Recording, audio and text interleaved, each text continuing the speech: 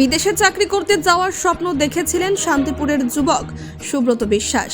এজন্য তাহিরপুর থানার এক প্লেসমেন্ট কোম্পানির সঙ্গে যোগাযোগও করেছিলেন তিনি, কিন্তু সমস্যা বাধে আন্তর্জাতিক কিছু নিয়মের কারণে, যার ফলে তার বিদেশ যাত্রা সম্ভব হয়নি। অভিযোগ, ওই সংস্থার কাছে তিনি 20,000 টাকা এবং পাসপোর্ট জমা দিয়েছিলেন, কিন্তু বিদেশে যাওয়ার প্রক্রিয়া আটকে যাওয়ার পর সংস্থাটি তার টাকা ও পাসপোর্ট ফেরত দিচ্ছিল না। অবশেষে সুব্রত তাহিরপুর থানার পুলিশের দ্বারস্থ হন। পুলিশের মধ্যস্থতায় শুরু হয় তদন্ত। এরপর শনিবার সন্ধ্যায় পুলিশের হস্তক্ষেপে প্লেসমেন্ট সংস্থাটি সুব্রতের টাকা ও পাসপোর্ট ফিরিয়ে দেয়। এই ঘটনায় সুব্রত বিশ্বাস তাহিরপুর থানার পুলিশের প্রতি কৃতজ্ঞতা প্রকাশ করেছেন। অন্যদিকে প্লেসমেন্ট কোম্পানির তরফ থেকে জানানো হয়েছে, এটি নিছক ভুল বোঝাবুঝি ছিল এবং আন্তর্জাতিক নিয়মজনিত কিছু সমস্যার জন্যই এমন পরিস্থিতি তৈরি হয়েছিল। অবশেষে সুব্রত বিশ্বাস তার টাকা ও পাসপোর্ট ফিরে পেয়ে স্বস্তির নিঃশ্বাস ফেললেন।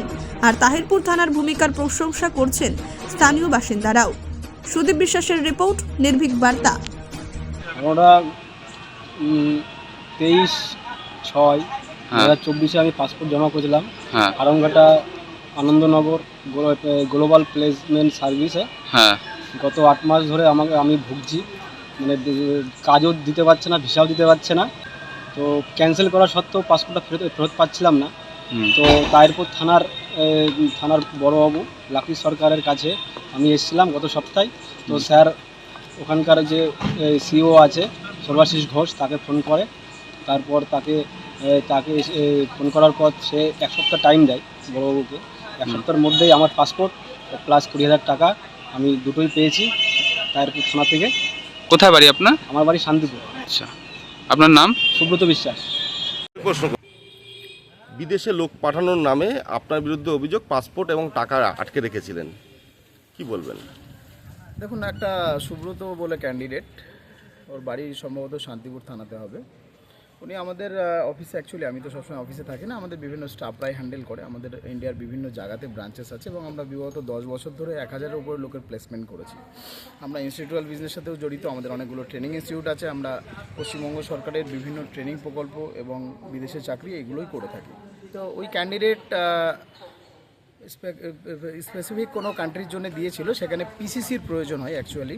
এখন আজকের ডেটে পাসপোর্টের প্রচুর জালিয়াতি হওয়ার কারণে কারণে যেহেতু এটা ইন্টারন্যাশনাল ব্যাপার, তার যখন বিদেশে যাওয়ার ব্যাপার ছিল, পাসপোর্টের বিভিন্ন রকম ভেরিফিকেশন হয়, পিসিসি ভেরিফিকেশন থেকে শুরু করে বিভিন্ন যে পাসপোর্টটা আদৌ সঠিক কিনা। তো সেই জায়গায় গিয়ে অনেক সময় 2-3 মাস 6 মাস টাইম লেগে যায়। তো কেউ অপেক্ষা করতে পারে, কেউ অপেক্ষা করতে পারে না, সেটা তার পার্সোনাল প্রবলেম। তো সে আমাদের কাছে সে জানায় যে দাদা আমি অপেক্ষা করতে পারছি না, আমার পার্সোনাল রিজন আছে, আমার ফিনান্সিয়াল ক্যাপাসিটি নেই।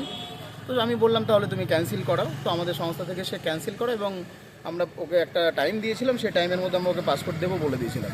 এবং সে হয়তো তার মনে হয়েছে যে এরা দিচ্ছে না ইচ্ছাকৃত, এরকম কিছু হয়তো সে থানায় গিয়ে অভিযোগ করে। থানা থেকে আমাদেরকে মেসেজ দেওয়া হয় এবং আমরা 1 সপ্তাহ সময় নিই। সেই সপ্তাহ ছিল কাল শনিবার। তো সেদিন আমরা তাকে ডেকে অফিসে আমাদের যেটা প্রসিডিওর আছে করিয়ে তার টাকা পাসপোর্ট আমরা তাকে ফিরিয়ে দিই এবং সে তারপরে গিয়ে থানায় গিয়ে যোগাযোগ করে তার মতো করে একটা ভিডিও পোস্ট হয়েছিল।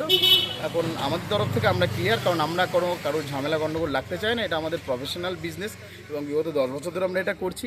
এখন বিভিন্ন ক্যান্ডিডেট বিভিন্ন টাইপের হয়, বাট পাবলিকের কাছে আমার এটাই বার্তা, এটা নিয়ে কোনো মাথা ব্যথা করার কিছু নেই।